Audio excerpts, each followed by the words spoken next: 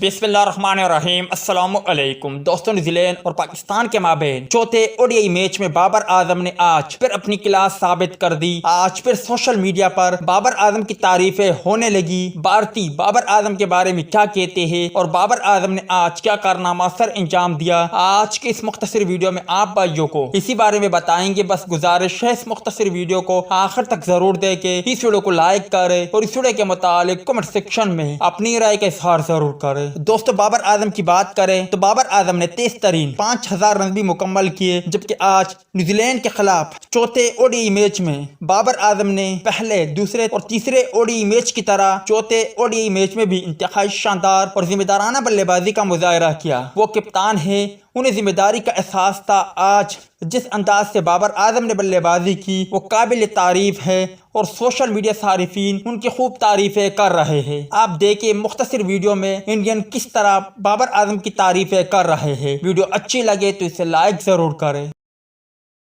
Class हो सकता है कि बाबर द कैप्टन उस टीम के अनडिस्प्यूटेड लीडर हैं। वो दुनिया के बेहतरीन बल्लेबाजों में से एक है, लेकिन बाबर आजम को अब पाकिस्तान टीम का लीडर बनना है, कप्तान नहीं रहना है। कप्तानी करने वाले बहुत होते हैं कि टॉस हो गया, तू बैटिंग कर ले, तू बॉलिंग कर ले, तू 11 में है।